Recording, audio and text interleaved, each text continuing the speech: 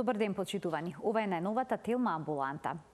Уртикаријата е состојба што може да се појави ненадејно, со црвенило, јадеж и пликови. Некогаш трае кратко, а се случува да стане и хроничен проблем кој бара долгогодишна грижа и третман. Што ја предизвикува? Дали е алергија? Кои се најчестите грешки на пациентите и кои се современите терапии? По повод Светскиот ден за борба против уртикаријата, разговараме со дерматовенеролозите, доктор Наташа Тиовска-Митревска и доктор Весна Трајкова. Останете на Телма, бидејќи следува едно корисно издание на Телма амбуланта, а ќе можете во продолжение на емисијата и да поставите прашање.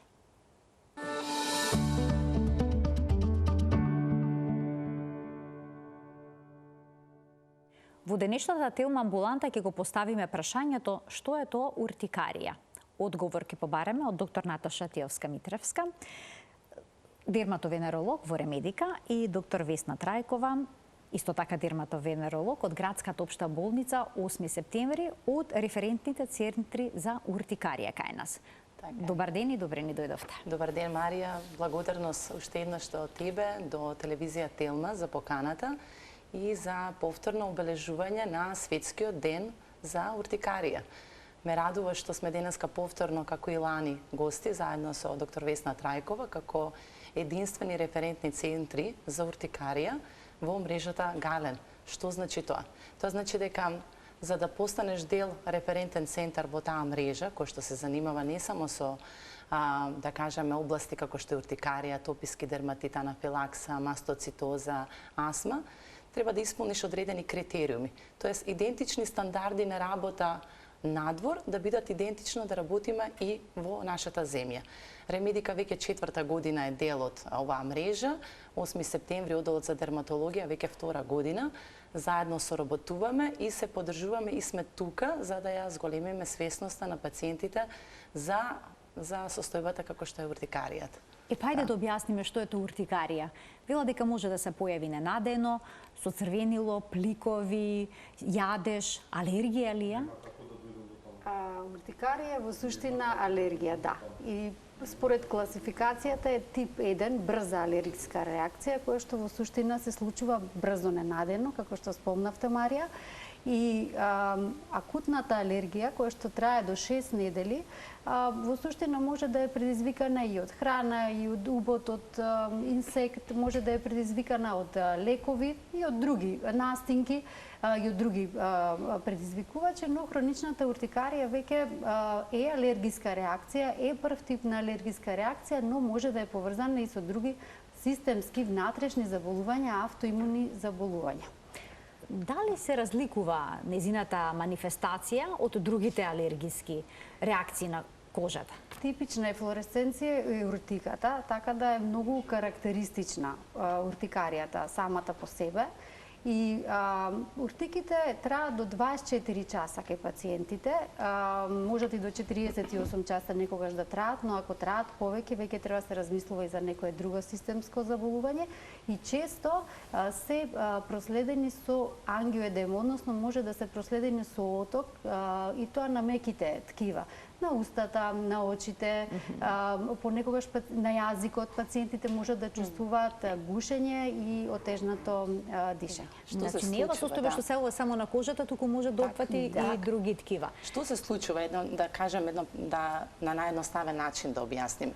Ние имаме една клетка во нашето тело, на нашата кожа, кога ќе се случи некоја, да кажеме, фактор кој што ќе провоцира таа клетка, се вика маст клетка.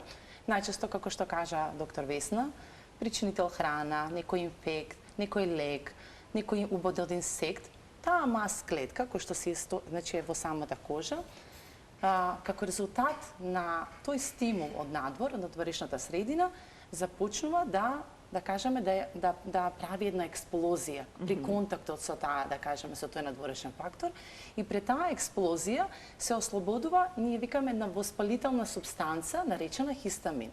И тој хистамин понатаму иде како клучи брава до нашите нервни завршетоци на нашата кожа, па имаме чувство на огромен јадеж, оно што е прв симптом кај оваа уртикарија, кај копривница, како што викаме народски, е тој јадеж кој што се случува.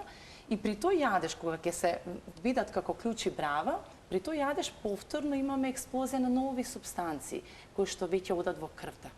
При идењето во крвта, тој крвен сад започнува да се, да кажеме, повторно да има некоја нова експлозија, при што течност од крвните садови иде во кожата. Како тоа изгледа? Таа вода во кожата, на оние, да кажеме, површниот слој на кожата, изгледа како меури. На почетокот тие се бели, па потоа стануваат црвени. Зошто е тоа така? Затоа што почнуваат да идат тие супстанции во крвта, започнува да истекува водата во околината на кожата и како има поголема реакција, како повеќе имаме јадеж, таа започнува да станува црвена, значи се појавува меур. Меѓутоа, и тоа го чувствуваме на нашата кожа, може да бидат помали, поголеми, да бидат споени, да бидат проширени, да сафатат поголема површина, меѓутоа, ако трае подолго време, ако таа вода не излезе во површниот слој, него иде малку подлабоко во кожата, значи тогаш настанува така наречените отоци, кои што навистина делуваат фрапантно, делуваат како некој деформитет, кој ќе видите или кој ќе, да кажеме, нема човек кој што во животот барем нема да помине еднаш, ние викаме со акутна уртикарија, кој што нема да му се случи вакво нешто. И навистина делуваат застрашувачки. Значи отоци на раце, отоци на лице, оток на јазик, оток на горна уста, отоци на очни капаци и тоа е она што плаши. Не само што плаши деформитетот како отокот, него плаши и онаа манифестација која што може да помине, како што рековме, со тежното дишење, со појава на анафилакса. Тоа е веќе ургентна состојба, која што може и животозагрозувачка во одредени состојби да биде, во одредени случаи, но не секогаш. Но не секогаш. Но често е тоа? Па, може да се случува често, иако овие симптоми, уртиките и ангиоедемот, можат да бидат дел од една друга состојба, која што се нарекува анафилактичен шок. Тоа е таа состојба каде што веднаш треба да се реагира и која што може да биде секако е животозагрозувачка состојба и веднаш пациентите треба да се однесат на ургентен центар или да се повика веднаш медицинска помош. Кои се првите симптоми кои што може да ги препознат пациентите дека станува збор за уртикарија? Да, првиот симптом веќе го спомнав, Марија, тоа е јадеж, кој што се појавува и се појавуваат тие меури, кои што се појавуваат на кожата, кои ќе ги допрете, навистина се чувствуваат како такви. И можете и се видливи, апсолутно. Се појавуваат насекаде по телото. Можете да замислите како изгледа дете кога ќе се појават на таа мала површина тие уртики. Навистина имаме, да кажеме, поголема грижа на родителот кој ќе види такво дете и навистина ги паќа страв што може да се случи од тој исип како тако. И појава не секогаш може да бидат само уртики, може да бидат заедно со отоци или да има само отоци. Во многу мала, да кажеме, случаеви да се присутни само отоци кои што се појавуваат како такви. И веќе спомна доктор Весна, ги делиме, многу е поразличен односот и лекувањето и начинот на пристап кога имаме акутна уртикарија, тоа значи исип кој што трае до 6 недели и она кога трае подолго од 6 недели. Значи, многу поразлично е однесувањето и во однос на докторите према тие пациенти и во однос на, да кажеме, пациентите дали треба да се плашат кога имаат акутна уртикарија, дали треба да се прават некои исследувања, дали треба веднаш да се јават кај доктор или кога имаат хронична уртикарија. Значи имаме различност различен пристап. И не само во третманот, во дијагностиката. Кај акутната уртикарија во првите 6 недели по гајдлайнсите не се препорачуваат никакви испитувања, само терапија. А веќе кога ќе се надмине 6-та недела, се препорачуваат испитувањата да се направат по протокол кој што се дадени од Гален, референтните центри. И тука пациентите, иако хронично трае состојбата, се во една безбедна зона, бидејќи животозагрозувачките состојби речиси се мали или не постојат. Кога станува збор за акутна уртикарија, обично за колку време се повлекуваат симптомите? Дали е тоа брзо? Бидејќи знае да има некоја ерупција и потоа да исчезне само од себе. Да, тоа е тоа што го диференцира дали е уртикарија или се работи за некоја друга состојба која што ние викаме не е уртикарија, него треба да помислиме некоја системско заболување или нешто друго се крие позади тие симптоми. секоја уртикарија, секој исип треба да трае до 24 часа.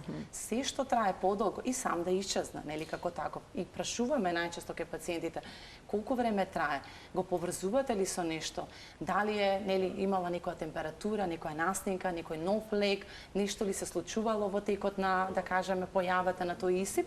Така да тука и практички правиме ние една дијагноза дали треба да се посомневаме на уртикарија или да се посомневаме за нешто друго. Многу ретко имаме и биопсии, да кажеме, ако не ги следиме протоколите и она што го кажуваат самите пациенти како симптоми. Кај оние пациенти кои што брзо се повлекува, барате ли да направат некаква фотографија или доволно најчесто и да тоа го носат, појаснат, Марија, го носат со себе и кажуваат докторка, јас сега немам никаков исип, тоа што го кажавме. Во моментот сега немам ништо, меѓутоа сабајле кога станав, имав исип кој беше навистина доста бурен. Јадежот постои како таков, меѓутоа исипот го немам во моментот. Така да најчесто и така ги препознаваме самите уртикари. Со денешната технологија и тоа може да си го дозволат пациентите со сопствениот нели мобилен уред, документираат, некогаш ќе дојдат во амбуланта, ќе речат за да ми поверувате дека јас навистина сум имала исип или сум имал исип. И тоа е уствари и природата на уртикаријата. Брзо се јавува, брзо се губи и некогаш може да остане недетектирано од окото на дерматологот или лекарот кој што ја води, меѓутоа со фотодокументацијата многу лесно и достапно е и за нас, а и нели за пациентите да представат. Да, и гребење, значи поминување било со пенкол или посебен фрик тест, така наречен дермографизам, кога практички при гребењето ние правиме една уртикарија, значи добиваме таков симптом, го провоцираме да се појави, значи, да се појави. Не типични тригери се тие или типични се кога на притисок, односно на физички некој контакт се јавува уртикаријата. Тоа е посебната класификација на хроничната уртикарија. Сега она во кое што сме во предност од годинава, од март годинава и кое што многу ни помага кај пациентите со хронична уртикарија, кои што веќе долго време доаѓаат кај нас или кога ќе доаѓаат на првиот преглед, е мобилната апликација која што ја лансиравме за хронична уртикарија, која што ја препорачуваме и ја даваме на секој еден пациент. Значи може се симне на мобилниот телефон? Може да секој пациент со хронична уртикарија зборам и над 18 годишна возраст да си ја симне на својот мобилен уред. Во текот на денот тие си ги запишуваат своите симптоми. Зборовите кои што би ни ги опишувале секој ден како се чувствувале. Во смисла денес имав малку уртики, вчера имав многу повеќе, имав едем, немав едем, си ги запишуваат секојдневно на крајот на денот во апликацијата и квалитетот на живот, како се чувствувале, дали влијаело стресно во текот на денот таа состојба или не. Самата апликација ги бодува и ни дава класификација една кога пациентот од кога дошол на контрола до следната контрола, ние точно знаеме што му се случувало без да носи документација според тие бодувања. И најчесто, особено кога контактираме со пациенти нели на нашите мобилни уреди од други градови, кога ни испраќаат податоци како се, докаде е болест или состојбата, поделени се насмевки од лица зелено, портокалево и црвено. Зелено е дека е добро, портокалево е дека се влошило, црвено е дека многу лоша состојбата, народно кажано сега класификацијски. Ние знаеме во која состојба се пациентите измеѓу контролите и према тоа и ја менаџираме терапијата. Исклучително важна алатка, многу ни помага. Се обидувате ли да ги пронајдете причините што доведуваат до уртикарија кај пациентите, особено кои оние со хронична состојба? Да, тоа е по протокол, Марија, мора да се направи. Значи, при хронична уртикарија, апсолутно правиме сите можни, да кажеме, испитувања, за да го дознаеме причините. Во најголем дел од случаевите ние не можеме да откриеме причината, меѓутоа останатите исследувања се прават. Она што ни се случува при акутната уртикарија, тоа е знаете како кој ќе се добие некој исип, пациентите веднаш доаѓаат во нашата ординација и бара да се направат детални анализи, како што спомна доктор Весна. Кај акутна уртикарија не треба да се направат никакви дијагностички процедури, никакви крвни слики, никакви брисеви да се бараат, нели да се бара зошто е причината, него разговараме што се случило, дали се подразбира некој инфект, дали ја зема некој нов лек, што се случило, значи, дали можат представува. бактерии, вируси, габички да доведат до уртикарија. На некој начин тој представува пациентите склони кон оваа состојба, представува еден вид на реактивна состојба, одговор на кожата према се што се случува, сите настани што во тој период се случуваат кај пациентот. И многу е убаво кога ги водиме ние хронично пациентите, кога ова ќе им го објасниме да не се плашат при повторна појава на уртикаријата. Например, им кажуваме, доколку настинете, очекувајте, можно е да се појави уртикаријата. Кога тие се свесни, кога очекуваат и самиот пациент се чувствува посмирен, ќе се јави на преглед или знае во која доза да ја земе терапијата, така да еден убав пристап и начин веќе кога влегуваат во една хронична фаза. Значи, секојдневните алергени може да доведат до оваа состојба, настинките, инфекциите, од типот лековите, автоимуните заболувања, лековите. А што е со физичките причинители, да речеме? Имаме често, да. Некој кој носи тесна облека може да добие уртикарија? Да, значи или ако е изложен на ладно, или пак на често да, при тренинг, значи при одредени спортски активности, да, имаме такви типови на уртикарија, така ги делиме типовите на уртикарија и практички тоа ќе ни биде советот како да се едноставно да превенираме повторна појава на вакви уртики, на ваков исип како таков. А може стресот да доведе? Стресот и како, дури имаме, ние даваме и совет за диета кај хроничната уртикарија, затоа што одредена храна може да потенцира влошување и поголема, да кажеме, манифестација на симптомите на уртикарија. Кои намирници се тоа? Тоа се пред се јајцата, млекото, да кажеме сојата, пилешко месо, сите оние, да кажеме, конзерванси кои што ги употребуваме како такви, така да ги ставаме пациентите да припазуваат и во однос на она што конзумираат во текот на денот, како така. Тоа е кај пациентите со хронична уртикарија. Или кај оние кои што имаат акутна? Кои што имаат акутна, а нели кажале прв пат зимаме некоја, не знам, кикирика или лешник или јајца или млеко кај децата и ни го даваат како податок, нели, самите родители. Тоа можеби е и најлесен пристап кога пациентот доаѓа веќе со готов податок. А кога не може самиот пациент и водејќи дневник да открие од која е причината, тогаш ние имаме еден детективски пристап, настапуваме на вистина многу сериозно и многу испитувања спроведуваме, како што веќе ги спомнав.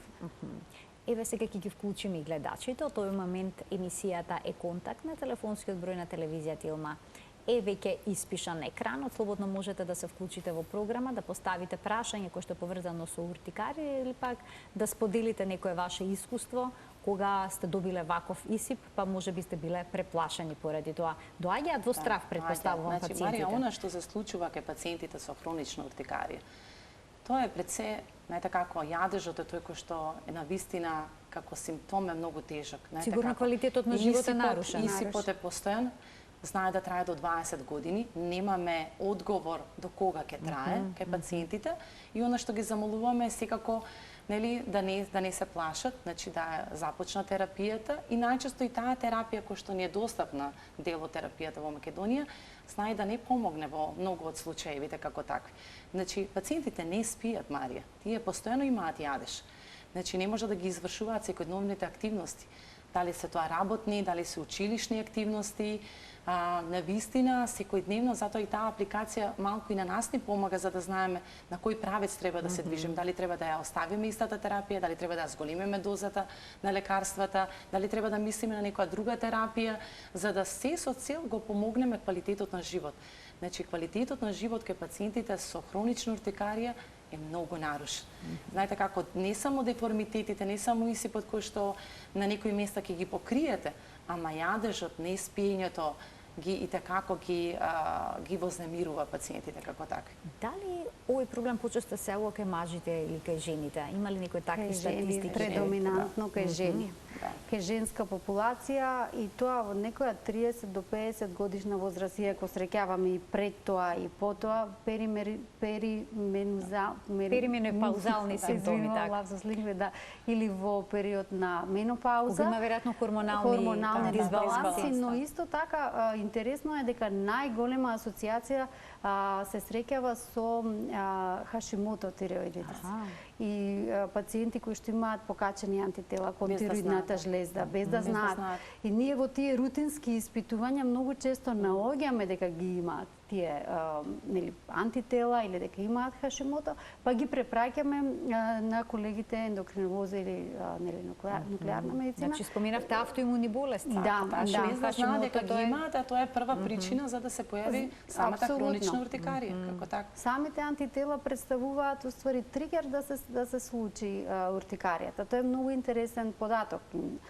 Но ја викаме спонтана, бидејќи точниот податок се уште не се знае, се истражува, нели многу активно се работи, ние сме вклучени во тие студии, испитувања, истражувања, верувам ке треба време, па можеби во иднина ќе добие некоја друга класификација, многу попозната. Цевни инфекции како такви, нешто што многу често го бараме да се направи. Така да, значи на вистина детални исследувања, дури изимање на биопсија парче на кожата за патохистолошка верификација на состојбата како таква. А доколку се работи кај деца?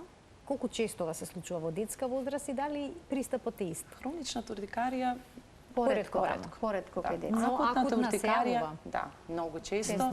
Вирусните инфекции, бактериските инфекции како такви, храната, бидејќи тие тогаш доаѓаат во допир со храната како такви, убодени инсектиите како се прва причина за акутна уртикарија. Оно што спомнав, 1 на 5, значи сите ние во животот ќе имаме акутна уртикарија. Само мал дел од таа акутна уртикарија може да помине во хронична уртикарија. Имаме гледачи, ќе им дадеме предност да ги слушнеме прашањата кои што ќе ги постава до продолжение на денешната Телма амбуланта. Добар ден. Добар ден. Во програма сте, повелете и го очекуваме вашето прашање. Добар ден, одлично ве слушаме. Ало, ме интересира за хронична уртикарија. Добре. Само ќе ве замолам да го намалите тонот на телевизорот. 35 години, дали има некоја... На која возраст е? Мислам дека имаме проблем во комуникацијата, бидејќи го следите разговорот преку вашиот ТВ приемник. Ќе ве замолам да го намалите тонот на телевизорот и разговорот да го следите преку слушалката. Значи, ве интересира хроничната уртикарија? Дали се уште е на линија гледачот? Го разбравте прашањето? Дали нешто има ново во терапијата? Дали нешто ново има во терапијата? Добро, ви благодарам за вклучувањето. Спомнај и возраст, меѓутоа... Оно што се бориме во суштина, првата линија на терапија имаме, тоа се антихистаминиците во најразлични форми. Сите тие се внесени од регистарот на лекови на Република Северна Македонија во самата апликација под форма милилитри или грама, какво е во зависност од лекот. Но втората тераписка линија, оно што не ни е достапно, тоа е биолошката терапија. Во протоколот прв избор е омализумабот, но веќе од протоколите, заедно со доктор Митревска присуствувавме во декември на гласањето на гајдлайнсите на акутна и хроничната терапија, воведе уште 2 нови биолошки лекови. Тие гајдлайнси ги очекуваме да излезат. Доктор Наташа е дел и од авторите на тие гајдлайнси. Така да, сепак сакаме да ги воведеме и би било убаво да ги воведеме заедно со помош на пациентите и со Сдружение на пациенти. Има пациенти кои што се заинтересирани веќе за оформување на здружение и да се чуе гласот за биолошка терапија. Референтни. Знаете како, многу полесно кога знаете дека соседната земја, како референтен центар за уртикарија, можете да го испратите пациентот, доколку не е достапна тој лек како таков. Навистина скапи се лекарствата, мора да признаеме, не дека зависи нели нешто што не е така едноставно да се донесе, бидејќи чинат многу и треба да се направи добра проценка дали ќе треба да се даде тој лек на тој пациент. Она што пробуваме во моментиве веќе 2 години на вистина се трудиме да ги донесеме сепак овие лекарства како такви или доколку ги нема да ги препратиме пациентите во соседните земји каде што терапијата како таква е достапна. Меѓутоа и кај таа терапија повторно имаме пациенти кои што и на втората линија од овој тераписки протокол не може да реагираат. Па се враќаме на нешто што е достапно во Македонија. Македонија имаме третиот тераписки лек, тој е циклоспоринот. И ние еве и во гајдлайнсите го поставувавме како прашање во Берлин. Имаме право, доколку ја немаме биолошката терапија, од првата тераписка линија антихистаминици, доколку пациентите се резистентни на антихистаминиците или болеста ја надминува нивната моќност, а ги даваме во 4 таблетки на ден, 4-кратно, имаме право да дадеме и циклоспорин, директно скокајќи ја биолошката терапија, бидејќи не е достапна во нашата земја. И тоа го правиме. Ќе го вклучиме и вториот гледач. Добар ден. Ајде уште еден обид за гледачот да се вклучи во програма. Јас слушам ехо, што значи дека е можно да му е вклучен ТВ приемникот. Дали се уште го имаме гледачот на линија? Ќе продолжиме ние понатаму, а гледачот нека се јави повторно, бидејќи мислам дека имаме проблем некаков со неговото вклучување.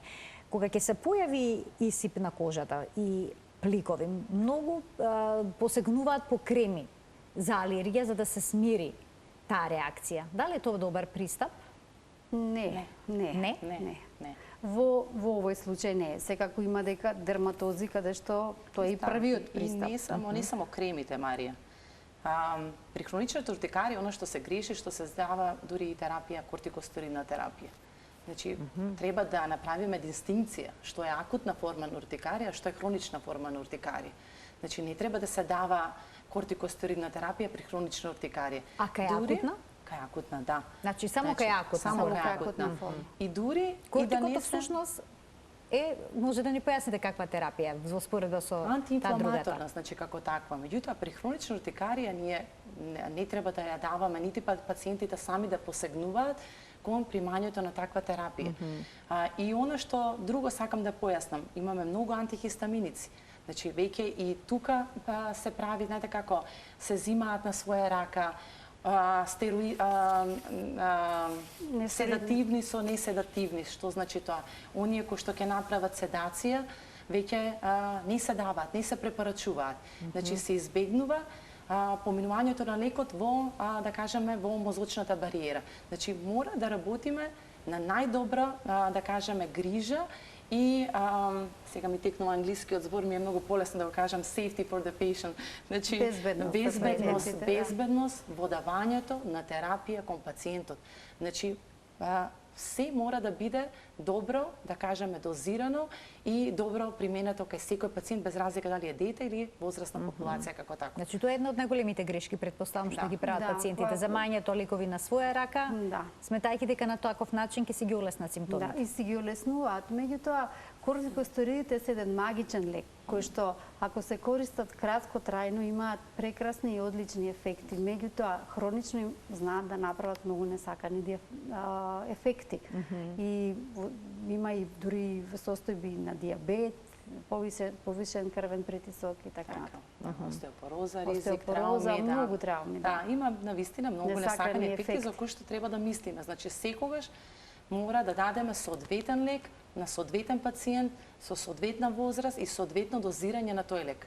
Значи, затоа е многу внимателно кога станува збор за вакви состојби. Дали акутна или хронична уртикарија? Кај акутната уртикарија, што може да се преземе? Кортикостероидната терапија, тоа е и антихистаминик. Во комбинација, тие двете ги давам. А може и без ништо да помине? Па се случува да помине без ништо, доколку исипот е мал и не смета на квалитетот на живот. Строга диета, на пациентот, да. Исто може да има акутно и гастроинтестинални тегоби, еве тоа не го спомнавме, како диареи, чувствува пациентот, повраќања и во таа смисла да се јават тегобите. Ќе го вклучиме и следниот гледач во денешната Телма амбуланта. Добар ден за него. Се надевам дека овој пат успешно ќе се вклучи гледачот. Ало? Ве слушаме. Добар ден. Добар ден, во програма сте, повелете. Јас многу слабо ве слушам, меѓутоа вие најверојатно ме слушате Одлично, мене добро. одлично ве Ние слушаме. имавме во фамилија особа од 25 години со акутна уртикарија. Меѓутоа, тоа е многу драматична состојба. Она што го видовме позади на сликите е сосема поинеко она што е во стварност. Уште се вика тај ко привлеча, значи како некој со коприва, со журка, да го изжуркал целото тело.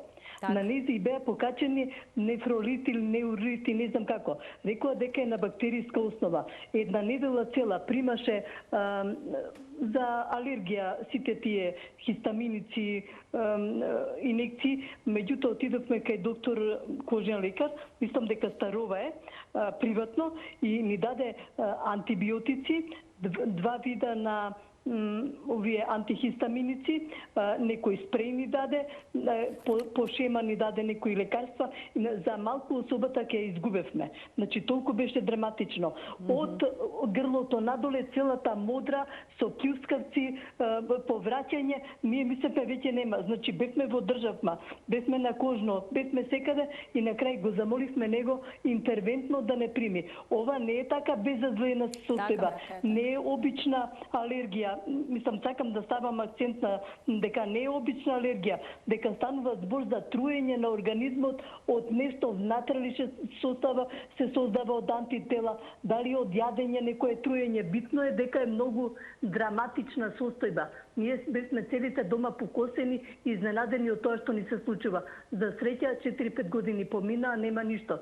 Меѓутоа секогаш очекуваме дека може да се повтори. Тоа еднаш било дека може повторно да биде. Така, стравот е присутен. Тело, тоа беше драматично, модро, плаво, сино, црвено, немаше една пора, немаше кај што има изглед на нормална кожа. Така.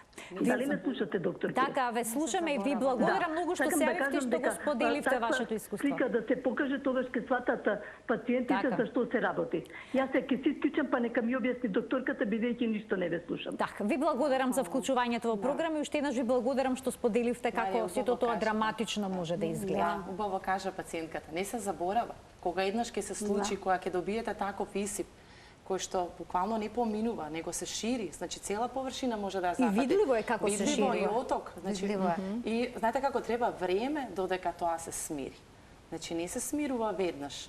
Зависност од кој е предизвикачот како тако. Во моментот она што го кажа пациентката дека била некоја бактериска инфекција, знаете колку време му треба на антибиотикот додека почне да делува? Токсините од бактеријата кои што постојат во нашата циркулација.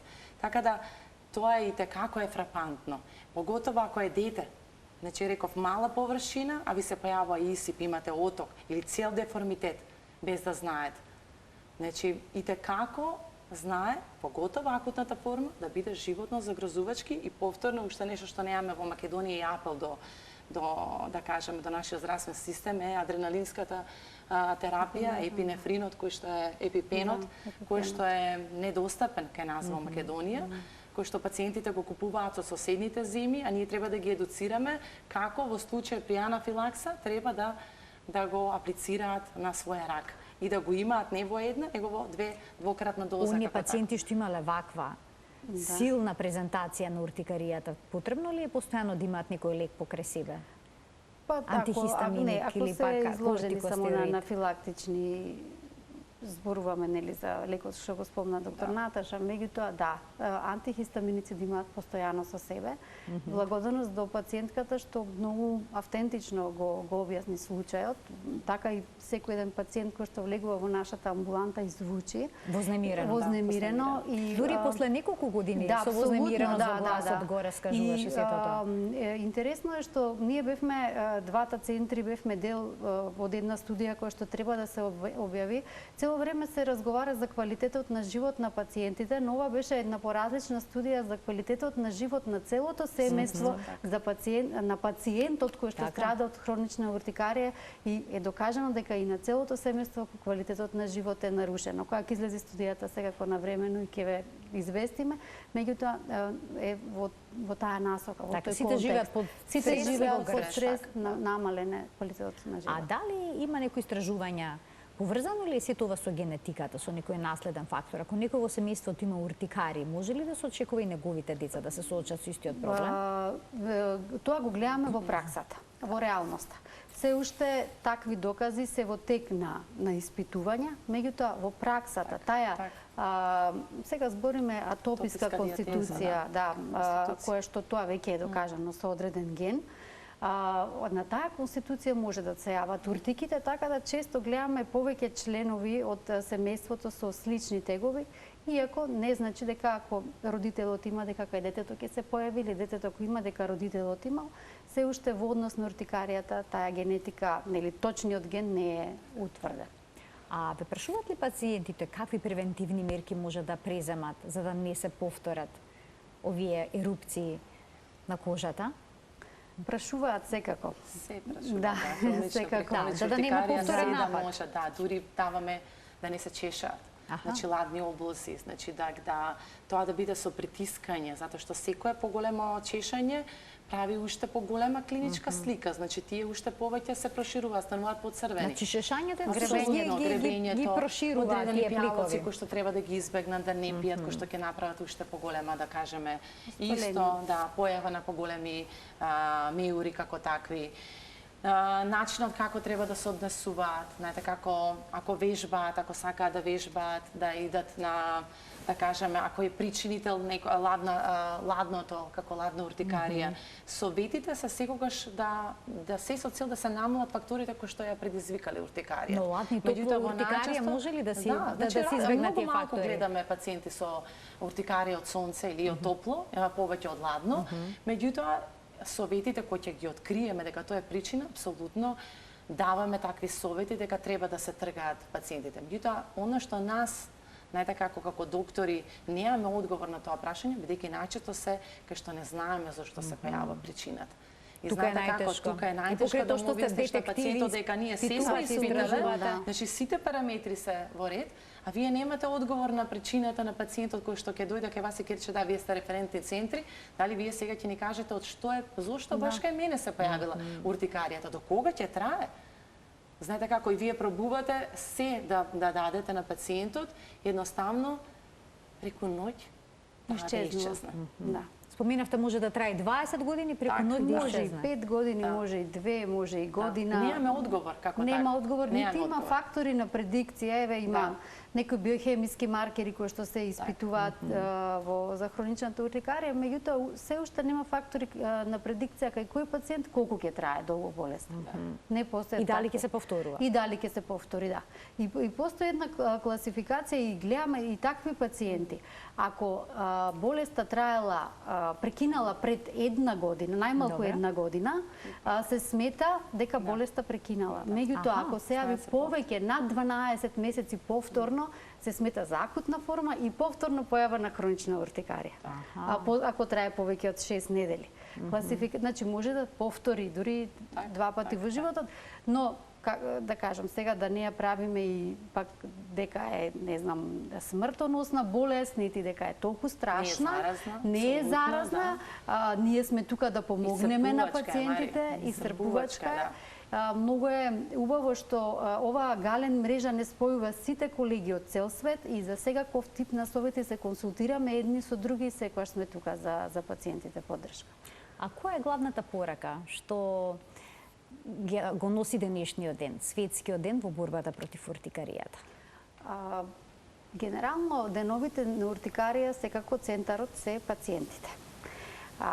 Да знаат дека не се сами и дека не се единствени и дека нивната болест и мака не е само нивна, доку постојат луѓе ширум светот, пациенти кои што ги ја носат истата тежина и истата мака. И кога ги спојуваме нив сите заедно, гледаат дека во суштина и не се сами. И тоа е многу важно за секој еден пациент. И затоа е убаво и тие сапорт групи, групи на поддршка, нели, кои што ги правиме. Да го вклучиме и следниот гледач во денешната емисија. Добар ден за него. Добар ден. Очекуваме уште едно вклучување од гледач. Добар ден. Се јавувам од Битола и сакам да прашам за... Да. Така? Ало. Само намалете го тонот Не на слушате? телевизорот. Одлично ве слушаме, намалете го тонот на телевизорот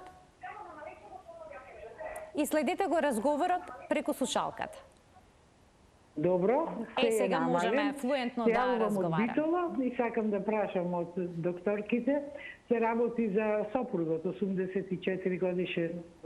Така. Тој има некои само црвенила од време на време на кожата, обично на нозете и на грбот. И големо чешање има. А нема овие плускавици, како што кажа докторките, ги слушам внимателно. Дали тоа е еден вид на алергиска реакција? Да немат докторките само уште некои прашања? Добро. Ацеталозамин од 250 мг и пие еднаш дневно, ја увлажува ова чешањето, сакам да кажам. И обично му се јавува навечер. Така, значи Кога тој проблем спие се ќе манифестира јави, навечер. му се јавува и од време некако флекички црвени вака се јавуваат. Особено повеќе на нозете, одошто на телото. Така. Зашто дали се работи за алергиска Вашата реакција? дилема е дали е тоа алергија Тоа или сакам нешто да друго и прашам. барате совет од денешните гостинки. Ви благодарам за вклучувањето во програма. Што можете да советувате? Не, ова за мене, еве и доктор Весна ќе потврди дека е класична уртикарија, повеќе треба се направат детални анализи. Сепак пациентот има 80 години, сувоста како прв фактор што се случува, првиот јадежот е оној кој што се случува на оваа возраст, да се направат целосни исследувања во крвните параметри, да се види да не има некој отстапување системско во однос на гликемија, да се провери распадните деградациони продукти кои што може да се случат и кои што се исто така причина да се појават, да се направат анализи во однос на инфективни заболувања, паразитарни, бидејќи најчесто кажува пациентката навечер, така да правиме детални исследувања во однос на да се открие зошто се случува тоа навечер и зошто е тој јадеж кој што постои како таков и да. Да. А може и кај повозрасната гериатриска популација да се случи и тој црвенило јадеш на подколениците заради стазни промени на венскиот систем, циркулаторни промени, па да настанат такви состојби. Значи ќе треба едно подетално испитување. Да. И моето последно прашање во денешната емисија се однесува на зачестеноста на уртикаријата во светски рамки во однос на тоа што е кај нас. Имате ли такви податоци кои што можете да ги споделите на овој светски ден во борбата против Официјални уртикаријата? податоци се уште немаме. Ќе се потрудиме да ги добиеме. Сепак ќе треба да направиме едно истражување меѓу популацијата, која е преваленцијата во нашата земја во однос на светските податоци. Но ја среќаваме доста во нашите Кутната, да, амбуланти. многу почесто. Кутната, хроничната, многу поретко. Така да, како што кажав, 1 од 5. Значи, сите 1 од ние 5. во текот на нашиот живот Ќе имаме барем една поминаме- таква епизода. Да, ќе имаме Јас сме епизода, виделе. да. Јас Ќе сум поминаме имала низ епизода од епизодата 3 на дена. уртикарија, да. Така да, Кај мене, кутната, мојата да. мајка имала и двете деца, така што така затоа да. ме прашав дали може Да. би генетската предиспозиција тука игра некаков секако. фактор. Сите можеме да раскажеме некоја ваква приказна. Апсолутно, да. апсолутно, да. Така. Ви благодарам многу за вашето денешно гостување во Телма амбуланта, што ги споделивте сите оние сознанија и новости поврзани со уртикаријата. Се надевам дека наскоро ќе стигнат и биолошките лекови кај нас. Дали Се се тие надеваме, да. ефикасни? Што говорат Се искуствата? ефикасни, да. Се ефикасни во најголем број од случаите, се ефикасни. Та еден апел дека денов за уртикарија не треба да биде само денеска на 1 октомври, него треба да биде 365 дена. Значи грижата кон овие пациенти кои што ги имаат и како овие симптоми. Благодарност уште еднаш на тебе, Марија, и на Телма телевизија за уште еднаш поддршката кон овие пациенти кои што имаат состојбата. Така, важно е да се зборува за ова и важно е јавноста да дознае повеќе детали за оваа болест. Благодарност. Да. Благодариме на поканата. Почитувани, ова беше се во денешната Телма амбуланта. Ви благодарам за вниманието со кое што и денеска не следевте. Ви посакувам пријатен ден.